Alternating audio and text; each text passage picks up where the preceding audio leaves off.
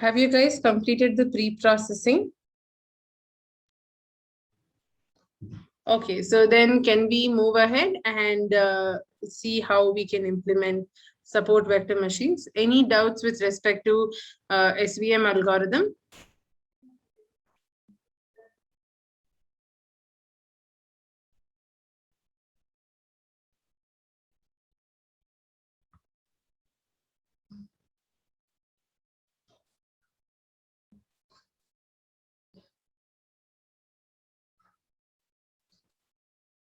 Okay, so now we'll import the SVC class. Okay, so from sklearn again, we'll be using the SVM module.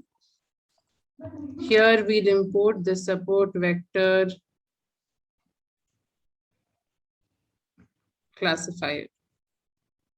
We'll create an object of this. I'm again going to call it class itself. So this will be an object of SVC.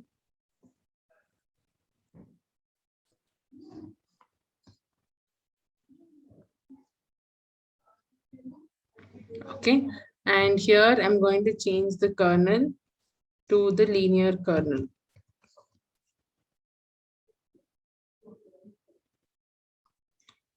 And then we can do CLA.predict. And here I'll pass xtest as my parameter. And we'll save this in pred as our answer.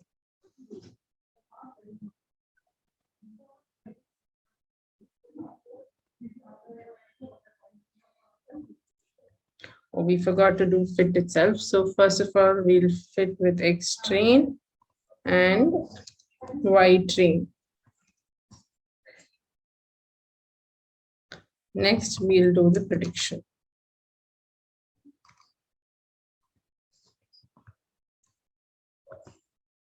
Here we'll pass xtest and we'll finally get our pred. Okay. So implement these courses and let me know once you're done in the chat. If you're having any other doubts also, you can ask me.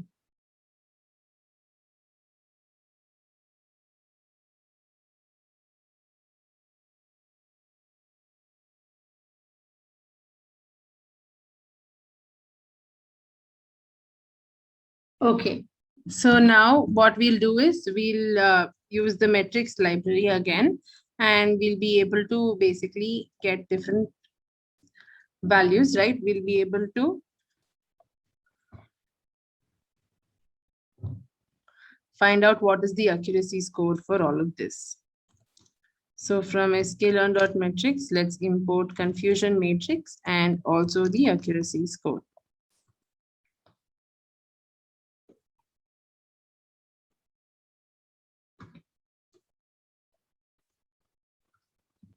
Here we'll pass y-test and pred.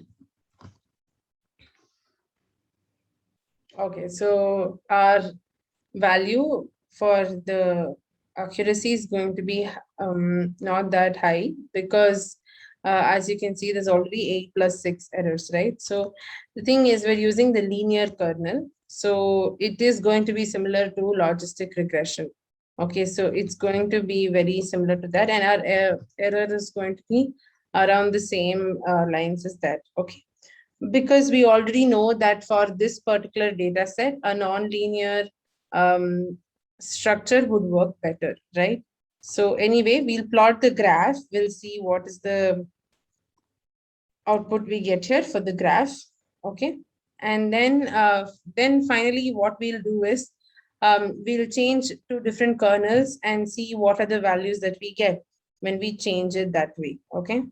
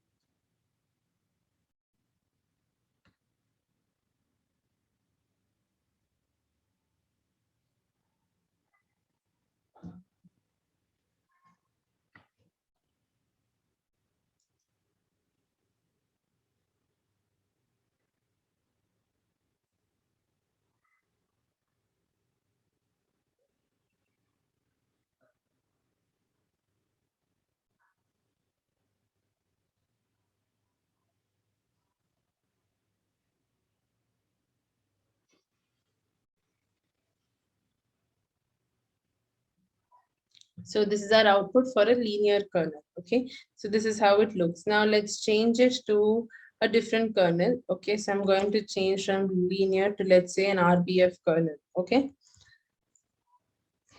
so if I had to use an RBF kernel, let's see what is the accuracy score. The accuracy score is 90% here. So this is obviously better because we already know, right, for this data, a nonlinear algorithm would work better.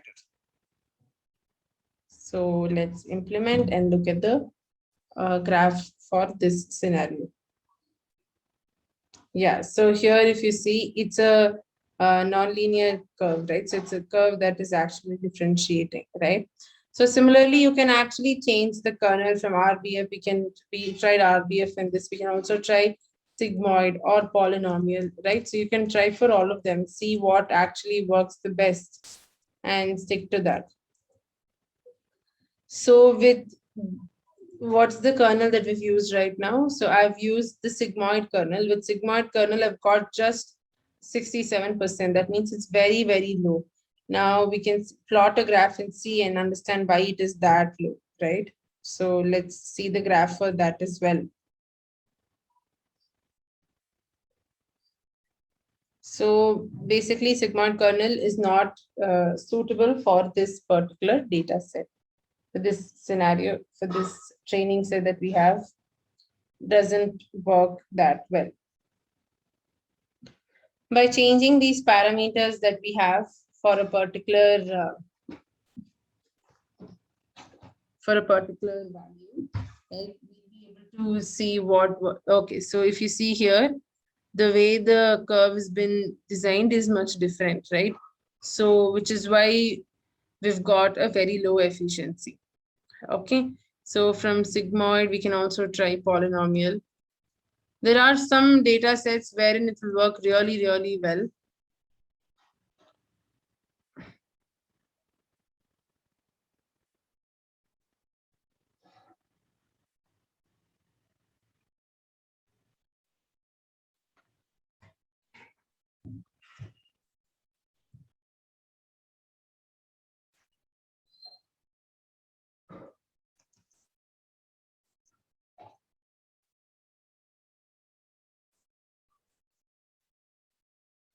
So with the polynomial kernel, it's an accuracy of 82.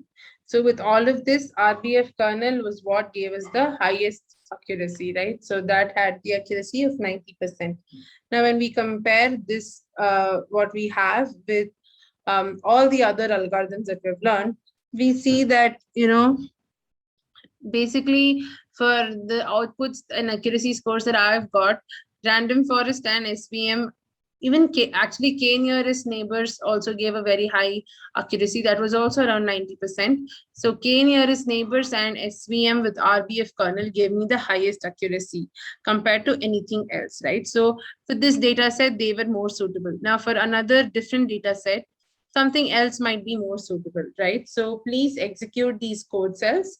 And if you're having any doubts regarding what we've discussed so far, you can always ask me in the chat.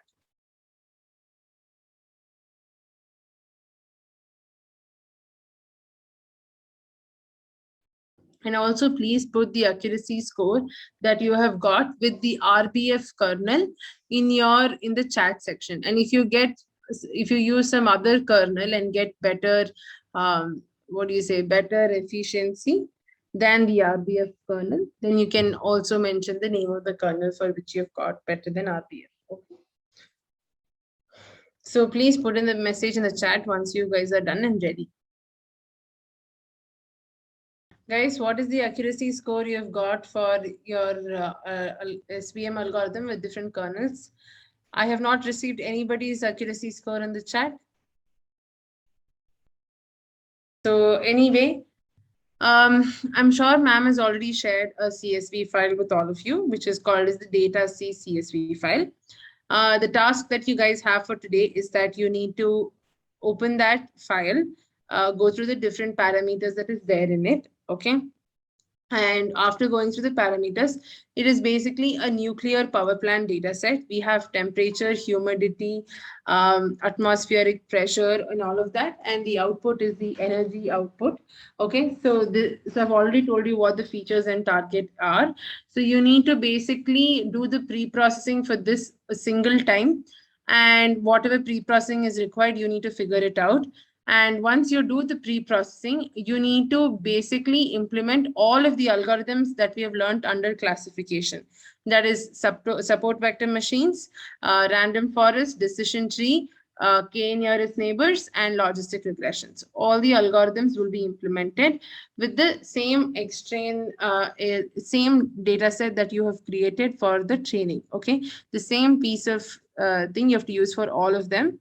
And that you can name this notebook as a comparing classification notebook. And you'll have to finally come to a conclusion regarding which algorithm is performing the best on this particular data set. Okay, so that is the task you guys have for today.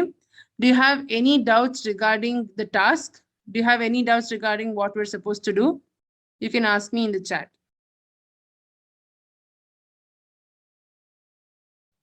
Okay, so I'm assuming that there are no doubts. So please complete this task by the end of today's class.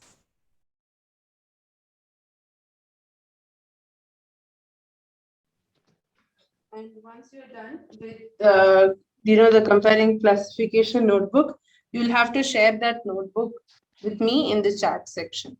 You have to give basically you have to do share here, and you need to give access that anybody with the link should be able to see. So you're supposed to do a change with anyone with the link, and this link you're supposed to copy and paste in the chat. Okay, by the end of today's class.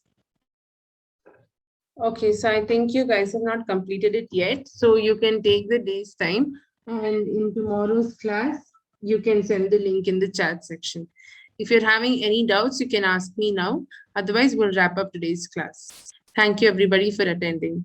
Excuse me, ma'am. Yeah. Ma'am, I'm not able to execute it because it says that there is no RAM space. Your session has crashed after using all the available RAM. Are you doing it on Colab, or you're doing it in your on Jupyter Notebook? No, I'm doing it on Colab, ma'am. Okay, then maybe for what is this happening? It's maybe because your RAM is basically over pushed. So you should be doing something really complicated for this to happen. So maybe restarting your runtime and run all the cells, like you can restart and start fresh with only what is necessary.